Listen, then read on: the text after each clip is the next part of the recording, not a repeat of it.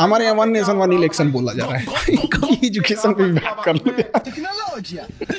China में एक चीज हम देखे कि जो फैक्ट्रीज वगैरह है उसके अंदर जो वर्किंग हो रही है वो फीमेल देख रही है ज़्यादातर फैक्ट्रीज में फीमेल।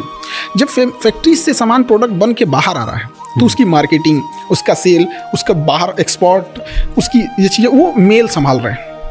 मतलब मेल फीमेल दोनों है। अगर एक इंडोर संभाल रहा है तो एक आउटडोर संभाल रहा है। वो उनका अपना म्यूचुअल क्या देख रहे हैं, कौन क्या कर रहा है। हमारे यहाँ फीमेल को अजीब करके रख दिया, उनको मतलब घर के अंदर रख दिया। हमने कहाँ फीमेल को जिम्मेदारी दी हॉस्पिटल में। आज देखिए फीमेल डॉक्टर, फीमेल नर्स पे पूरा मेडिकल इंडस्ट्री टिका हुआ है। उनको मौका दिए, उन्होंने करके दिखाया। एविएशन दिए हम लोग ने फीमेल को। आज पायलट हो गए, एयर होस्टेस हो गए, फीमेल हमने दिया, उन्हें करके दिखाई। वहाँ पे हमने उन्हें जिम्मेदारी ही नहीं देते। इंडिया में क्या है ना कि पैसे कमाने की जिम्मेदारी थोप दिया पुरुष के ऊपर।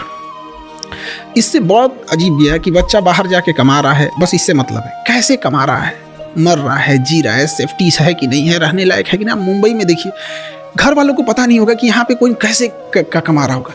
आप बीच पे जाके देखिए कोई छोटी मोटी दुकानें लगा के बेच रहा है, रात रात भर बेचारा कुछ कस्टमर आ जाए यहाँ पर। घर वालों को क्या चिंता है, पुरुष है, बेटा है, कमा के लाएगा यहाँ पर। और घर की इज्जत की जिम्मेदारी औरतों को दे दिया। भाई इस दोनों की कॉमन जिम्मेदारी थी। यही वजह है कि इंडिया में आप देखिएगा कि अगर किसी को बद्दुआ देनी है, श्रापनी है, तो वो घर की फाइनेंशियल स्थिति को संभालने वाले पुरुष को बद्दुआ देगा।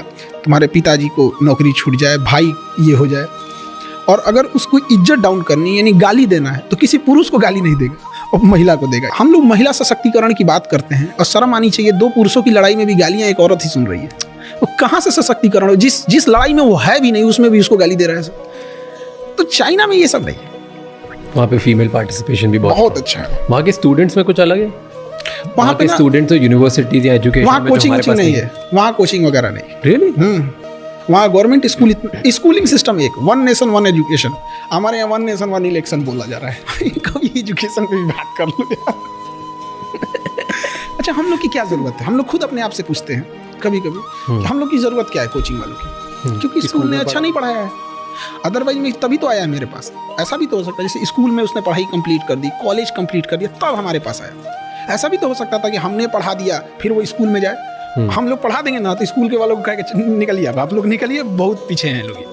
तो स्कूलिंग सिस्टम अगर अच्छी होती हम लोग की ज़रूरत ही नहीं पड़ती। चाइना में एजुकेशन सिस्टम एक जैसा है। इंडिया में भी अमीर हो या गरीब पढ़ाई एक जैसी होनी चाहिए, मेडिकल एक जैसा होना चाहिए। बट यही दुर्भाग्य है इंडिया में, अमीर की पढ़ाई अलग है, गरीब की पढ़ाई अलग है। और उसके बाद दोनों पढ़ के समाज में आएंगे तो अमीर लोग कहेंगे कि ये ऐसे किया वैसे किया। क्या बात की है? एक का पैर तोड़ दिए और एक को खिला पिला के अच्छा किए, उसके बाद दोनों को सेम रेस में दौड़ा रहे हैं। अमीर का हॉस्पिटल अलग है, गरीब का हॉस्पिटल अलग है।